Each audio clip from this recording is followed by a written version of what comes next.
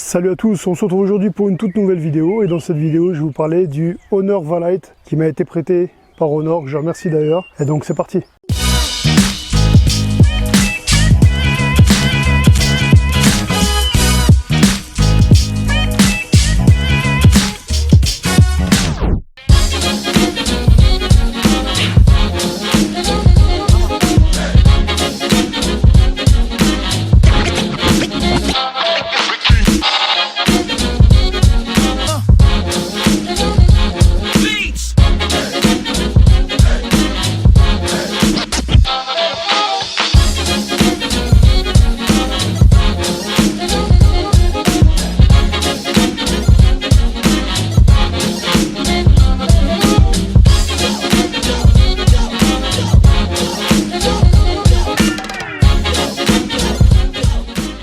Avant de commencer cette vidéo, je tenais à remercier donc Honor pour le prêt qu'ils m'ont fait et je tenais à vous prévenir que c'est la version presse qui va être testée dans cette vidéo. Donc vous n'aurez peut-être pas tous les éléments qui doivent être, tous les accessoires qui doivent être prévus normalement. Donc là, qu'est-ce qu'on a comme accessoire dans la version presse? On a donc le chargeur secteur, donc normal, pas chargeur rapide. Et on a une micro USB type USB, donc c'est pas un type C sur le Honor Va-Lite, ce qui est bien dommage, mais c'est comme ça. Et voilà, donc vous aurez sûrement des écouteurs en plus. Il y a aussi donc là il y aura le mode d'emploi bon, que je n'ai pas là. Et il y aura aussi donc la petite épingle pour ouvrir le tiroir carte SIM. Le Honor Va-Lite est un smartphone vraiment très intéressant. Pourquoi? Parce qu'il a un très bon rapport qualité-prix. Il coûte 299 € et vous avez vraiment un smartphone qui tient la route. On a au niveau des capteurs photo, au niveau du dos, on a un capteur de 24 millions de pixels, un deuxième de 8 millions de pixels et un troisième de 2 millions de pixels, ce qui vous permet de faire des photos en portrait avec un très beau effet bokeh, donc un flou artistique à l'arrière. C'est vraiment très intéressant.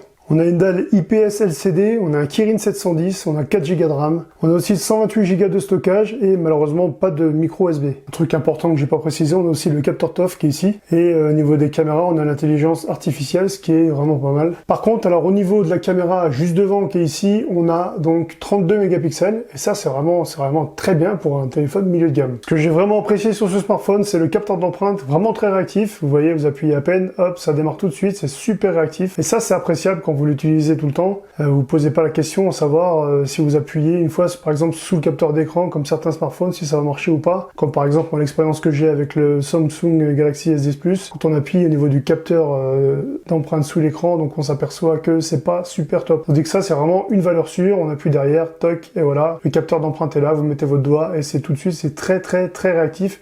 Et en plus, je trouve qu'il est vraiment bien placé. Donc c'est un smartphone qui est vraiment très léger, il fait 164 grammes, il y a une batterie de 3400 mAh, donc ça c'est plutôt pas mal, ça vous permet de tenir une journée. Donc voilà, une journée si vous en servez modérément, c'est-à-dire que vous allez au travail, vous en servez de temps en temps, vous regardez vos mails, tout ça. Par contre, si vous êtes sur YouTube ou si par exemple vous regardez des jeux, vous jouez à des jeux, je veux dire, donc là ça va être plus compliqué, et donc là, voilà, en moyenne, le smartphone durera à peu près une dizaine d'heures, si vous le bousculez pas trop. Par contre, si vous commencez à jouer, à vraiment regarder des vidéos, tout ça, je pense qu'il fera plus sur les coups de 8h, 8h30.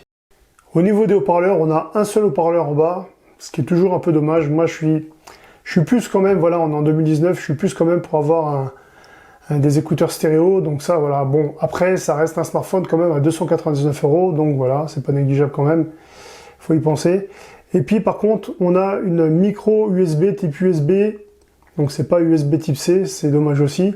Par contre, c'est vrai qu'au niveau de la recharge, j'ai remarqué que voilà, vous rechargez votre smartphone, il faut à peu près 1h45, 2h pour recharger entièrement votre smartphone. C'est-à-dire que si vous rechargez à peu près pour 50%, il faut raconter 3/4 d'heure, 1 heure. Donc bon, c'est pas trop mal quand même pour un smartphone qui a une prise USB, donc c'est plutôt bien. Ce qu'il y a de bien aussi, c'est la prise de jack. On a une prise de jack, et ça c'est vraiment bien quand on aime les filières comme moi. C'est toujours bon à prendre. Pour activer le capteur d'empreinte, rien de bien compliqué, vous allez dans Paramètres, vous allez dans Sécurité et confidentialité, ce qui est ici. Vous allez ensuite dans Identification via empreinte digitale, Gestion des empreintes digitales. Là, il va vous demander un mot de passe, donc toc, voilà, le mot de passe. Ensuite, Nouvelle empreinte digitale, ici. Et là, voilà, donc moi j'en ai déjà fait une, mais je vais refaire une pour vous montrer. Donc vraiment, c'est vraiment pas compliqué. Vous mettez votre empreinte, ça se fait automatiquement, c'est très rapide. Et voilà. Enregistrement réussi, en 2 temps de mouvement.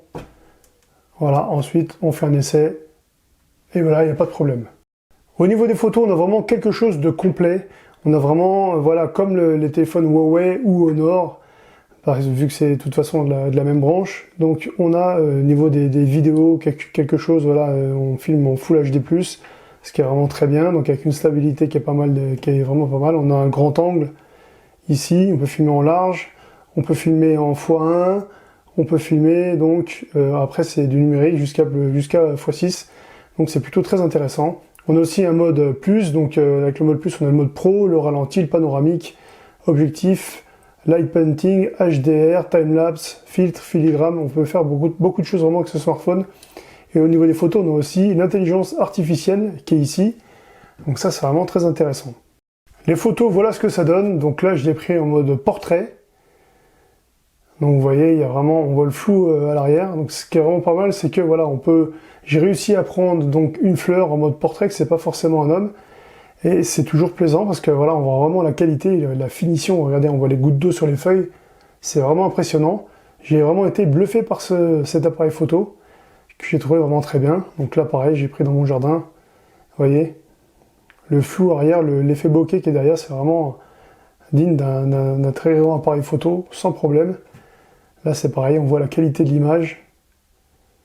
Voilà, le vert, vraiment. Et ce qu'il y a de bien, c'est qu'avec l'intelligence artificielle, ça vous gère toutes les couleurs, ça vous gère vraiment le style de la photographie, c'est vraiment très appréciable.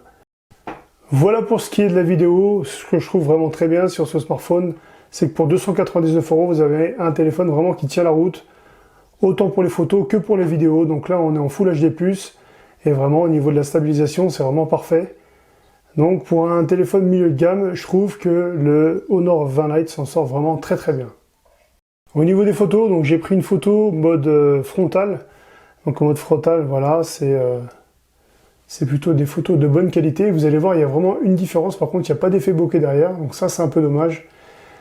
Mais par contre, donc j'ai pris une photo en mode portrait, donc mode dorsal, donc à l'arrière. Et là, vous voyez vraiment une grosse différence, une super qualité. Donc le visage est un peu plus lissé, donc ce qui est plutôt pas mal, sortir les rides, on va dire. Et puis voilà, donc vous voyez vraiment que derrière c'est un flou qui est vraiment très bien réussi. Voilà, les contours sont bien faits, donc c'est vraiment très bien réalisé. Donc là-dessus, ils ont fait un super boulot Honor à ce niveau-là. Au niveau du son, voilà, je suis en train de filmer en caméra frontale.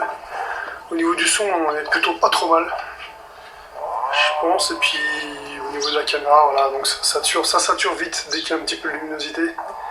Mais à part ça, on est sur un produit qui est plutôt assez sympa.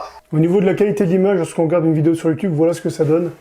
Donc c'est très appréciable. Vous pouvez mettre en grand écran ou en mode normal, c'est vous qui voyez. Donc par contre, vous voyez le petit effet goutte d'eau qui est juste ici, donc où se trouve la caméra frontale, donc ne gêne vraiment pas. Donc c'est très appréciable de regarder un film sur ce smartphone, même s'il fait 6,2 pouces, ça change rien. C'est vraiment très appréciable. Puis par contre au niveau du son,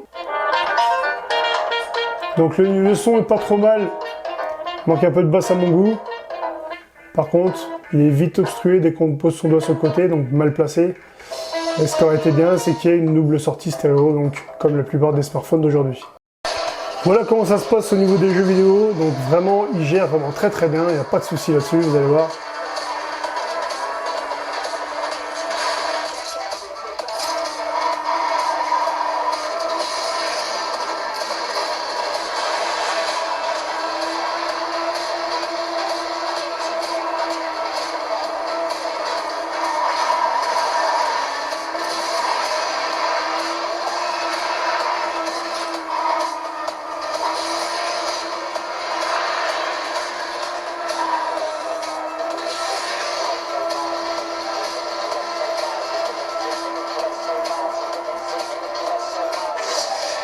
Donc vous voyez vraiment au niveau des jeux vidéo, c'est vraiment le top. J'ai vraiment été très surpris.